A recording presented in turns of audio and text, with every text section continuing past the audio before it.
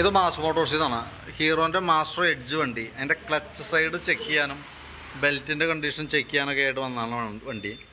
അപ്പോൾ നമ്മളതിൻ്റെ ക്ലച്ച് ഭാഗം നമ്മൾ അഴിച്ച് ചെക്ക് ചെയ്തായിരുന്നു. അതിനകത്ത് നമുക്ക് കിടക്കണം ബെൽറ്റ് എന്ന് പറഞ്ഞു കഴിഞ്ഞാൽ കമ്പനി ബെൽറ്റ് അല്ല, ഒരു ഡ്യൂപ്ലിക്കേറ്റ് ബെൽറ്റാണ്. പക്ഷേ വലിയ പഴക്കമായിട്ടില്ല. അപ്പോൾ തൽക്കാലം പൊട്ടലോ കാര്യങ്ങളൊന്നും വന്നിട്ടില്ല ഇപ്പോഴത്തെ സ്റ്റേജിൽ. അപ്പോൾ നമുക്ക് തൽക്കാലം അത് ഉപയോഗിക്കാം, വേറെ പ്രോബ്ലം ഒന്നുമില്ല. കാരണം ഇനിയിപ്പോൾ നെക്സ്റ്റ് ടൈം മാറുമ്പോൾ ഒറിജിനൽ മേടിച്ചിടാനായിട്ട് ശ്രദ്ധിച്ചാൽ മതി. പിന്നെ അതേപോലെ തന്നെ നമുക്ക് ഈ ക്രാങ്കിൻ്റെ ഈ സൈഡിൽ വന്ന ഓയിൽ സീൽ കംപ്ലയിൻ്റ് ഉണ്ടായിരുന്നു.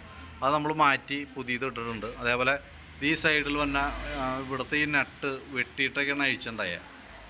ഇതാണ് അതിൻ്റെ പഴയ നട്ട്, വെട്ടിയൊക്കെ അഴിച്ചാർന്നാണ്. അപ്പോൾ അതുകൊണ്ട് തന്നെ ആ നട്ട് നമ്മളൊന്ന് മാറ്റിയിട്ടുണ്ട്. അത് മാറ്റാൻ കാരണം എന്ന് വെച്ചാൽ നമുക്ക് ക്ലച്ച് യൂണിറ്റ് ഫുള്ളായിട്ടൊന്ന് അഴിച്ച് ഗ്രീസിങ് നടത്തിയിട്ടുണ്ട്. അതേപോലെ തന്നെ നമുക്ക് ആ വേരിയേറ്റർ ബോഡിയുടെ അവിടെ വന്ന വന്ന ബുഷ് ചേഞ്ച് ചെയ്തിട്ടുണ്ട്. കാരണം അത് അത്യാവശ്യം പ്ലേ ഉള്ളത് കൊണ്ട് തന്നെ ആ കവറുമ്പോൾ ചെറുതായിട്ട് ടച്ചിങ്, ഒരു ചെറിയൊരു നോക്കിങ് സൗണ്ട് കാണിക്കുന്നുണ്ടായിരുന്നു. ഇതാണ് അതിൻ്റെ ബുഷ് സെറ്റ് കേട്ടോ. ഇത് ഓയിൽ സീൽ മാറ്റിയിറന്നാണ്. പിന്നെ ക്ലച്ച് ഔട്ടർ യൂണിറ്റൊക്കെ ആയാലും നമ്മൾ ശരിക്കും വാട്ടർ പേപ്പറൊക്കെ പിടിച്ച് ക്ലീൻ ആക്കിയിട്ട് റീസെറ്റ് ചെയ്യുന്നുണ്ട്. ക്ലച്ച് യൂണിറ്റ് ആയാലും ഫുള്ളായിട്ട് അഴിച്ച് ഗ്രീസ് ചെയ്തിട്ടുണ്ട്.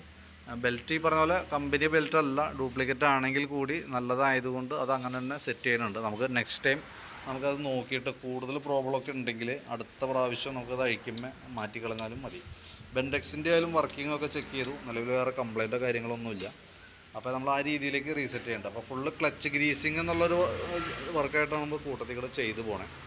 അപ്പോൾ മെയിനായിട്ട് നമുക്ക് പറഞ്ഞേക്കണ കംപ്ലയിൻറ്റുകൾ അതാണ്. അപ്പോൾ അത് നമ്മൾ കംപ്ലീറ്റ് ചെയ്യുന്നുണ്ട് കേട്ടോ. അപ്പോൾ അതിൻ്റെ ഏകദേശം പറ്റുന്ന എസ്റ്റിമേറ്റ് ഡീറ്റെയിൽസൊക്കെ വാട്സാപ്പിലേക്ക് ഒന്ന് സെൻഡ് ചെയ്തിട്ടേക്കാം. അതേപോലെ തന്നെ നെക്സ്റ്റ് ടൈം അടുത്തത് മാക്സിമം ഉപയോഗിക്കുക ഒരു 6 മാസമൊക്കെ കഴിഞ്ഞാൽ ക്ലച്ച് നമ്മൾ കൃത്യമായിട്ട് ചെക്ക് ചെയ്യാനായിട്ട് ശ്രദ്ധിക്കണം കേട്ടോ. പരമാവധി ഓടിക്കാൻ പറ്റുന്ന 6 മാസമൊക്കെയാണ്. CVT ക്ലച്ചിൻ്റെ പ്രത്യേകത അറിയാലോ. നമ്മൾ ഈ സൈഡിൽ ഓയിലോ കാര്യങ്ങളൊന്നുമില്ല, മാനുവലായിട്ട് തന്നെ നമ്മൾ അഴിച്ച് ഗ്രീസ് ചെയ്യണം. അത് കൃത്യമായിട്ട് 4 മാസം കൂടുമ്പോൾ ചെയ്യണമെന്നാണ് കമ്പനി പറയണത്. എങ്കിൽ പോലും 6 മാസം കൂടുതൽ ഓടിക്കാതിരിക്കാനായിട്ട് ശ്രദ്ധിക്കുക. ഓക്കെ, അപ്പോൾ എൻ്റെ ഡീറ്റെയിൽസ് വാട്സാപ്പിലേക്ക് ഒന്ന് സെൻഡ് ചെയ്തിട്ടേക്കാം. നോക്കിയിട്ടൊന്ന് റിപ്ലൈ ഇട്ടാൽ മതി. ഓക്കെ.